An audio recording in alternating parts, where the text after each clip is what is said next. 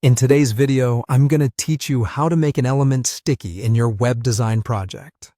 Whether you're designing a website for personal use or for business purposes, adding a sticky element can greatly enhance user navigation, keeping important information front and center as users scroll. Let's dive right into the steps to achieve this effect. To begin, you'll want it to start by selecting the element you wish to make sticky.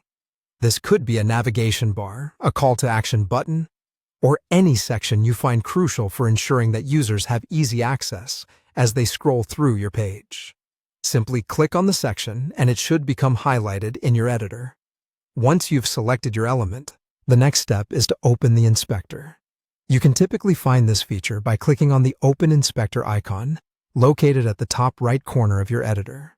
This tool is going to allow us to modify various properties of your selected element and is crucial for fine-tuning its behavior. With the inspector open, head over to the Position section. This is where you can define how your element should behave in terms of movement and placement.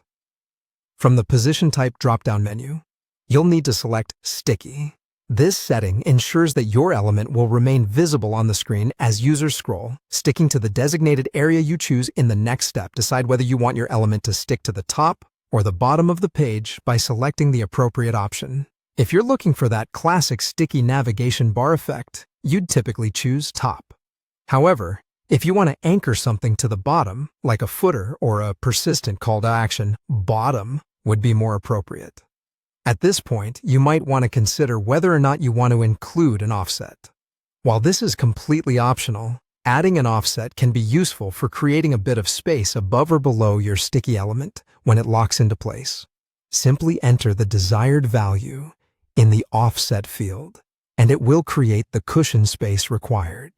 Finally, after setting everything up, it's essential to preview your changes. By clicking on Preview, you can see exactly how the sticky effect works on your actual page. This step allows you to ensure that everything is functioning as expected before making the change live for your users. Make sure to test the scroll behavior thoroughly to confirm that the element sticks just as you envisioned, providing a seamless experience for your users. And there you have it. By following these straightforward steps, you now know how to make any element on your website sticky, improving navigational flow and enhancing user engagement. Keep practicing and experimenting to see how sticky elements can work best for your own projects.